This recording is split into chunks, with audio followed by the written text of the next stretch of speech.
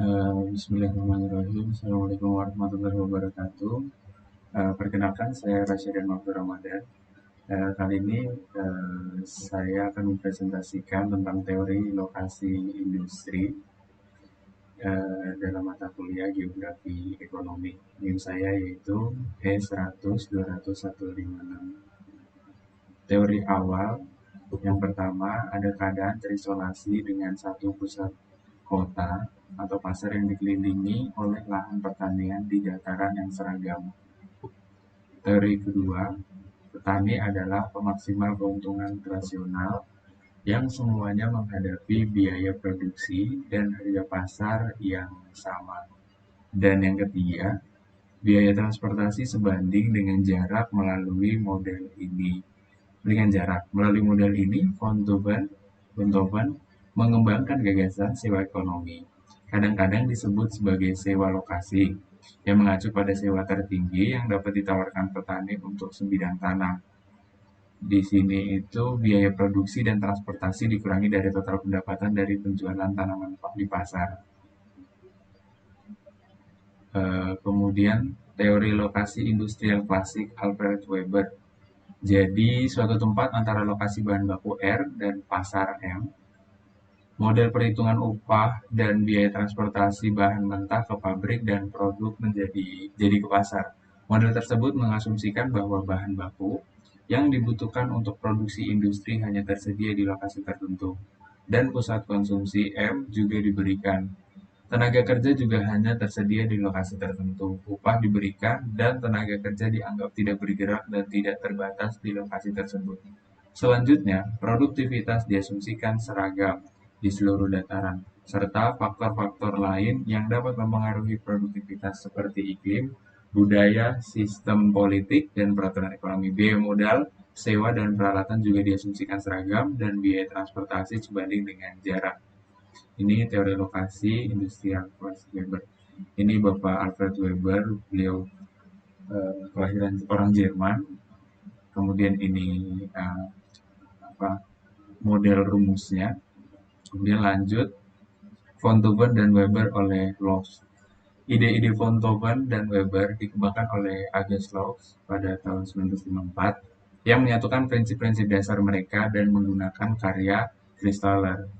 Menggunakan asumsi ceteris paribus, yaitu semua hal lain dianggap sama, titik di mana perbedaan antara total pendapatan dan total biaya adalah yang terbesar. Sementara pada saat yang sama, setiap produser memaksimalkan area pasar yang ditata dalam serangkaian segi 6, seperti teori tempat sentral Christaller. Ini ada pada bukunya yang tahun 1933. Bagi Los, kota bukanlah pasar di mana ekonomi aglomerasi dinamis bekerja, tetapi superimposisi dari beberapa area pasar. Los dengan demikian mengembangkan model yang lebih komprehensif untuk lokasi industri. Model yang mengakui permintaan dalam kurungnya di sini harga, kemudian fluktuasi biaya dan yang mampu menjelaskan strategi lokasi sektor retail. Kemudian teori lokasi dalam bentuknya yang paling kuantitatif berkembang pesat pada 1950-an dan 1960-an selama revolusi kuantitatif.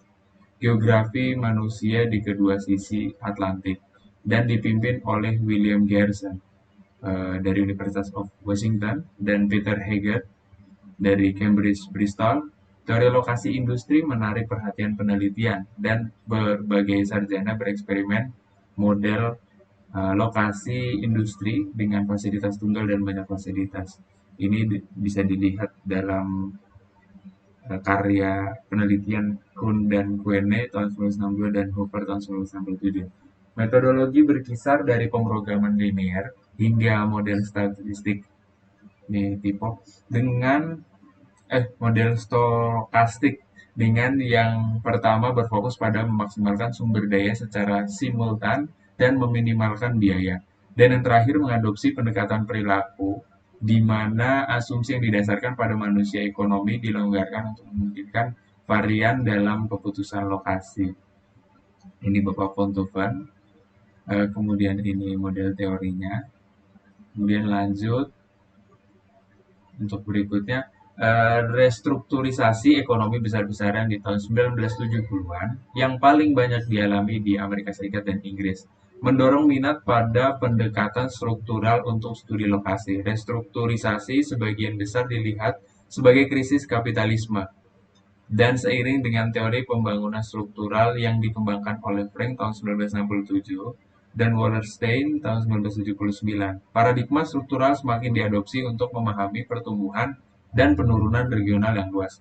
Namun, paradigma struktural cukup berbeda dari teori lokasi industri di masa lalu, yang berfokus pada hubungan kekuasaan kausal, bukan pada manipulasi lokasi spesifik.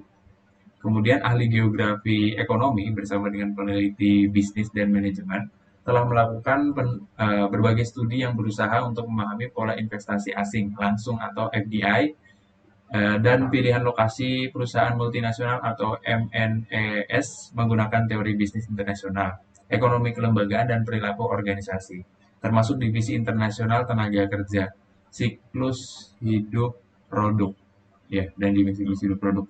Banyak faktor baru telah diidentifikasi yang mendorong lokasi industri saat ini. Tenaga kerja dipandang sebagai penting, tidak hanya dalam hal upah dan kuantitas, tetapi dalam hal keterampilan dan kualitas. Beberapa berpendapat bahwa hari ini bisnis semakin mengikuti pekerja, dan khususnya di industri yang mencari pekerja berketerampilan tinggi, para pekerja ini tertarik pada lokasi yang menawarkan kemudahan, seperti iklim, kemudian budaya, waktu luang, dan peluang hiburan di samping peluang kerja serta kemajuan teknologi yang memungkinkan koordinasi kegiatan jarak jauh.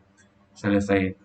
Jadi kesimpulannya teori awal, eh, yang teori klasikal masih tetap dipakai tapi masih menghadapi banyak pertentangan.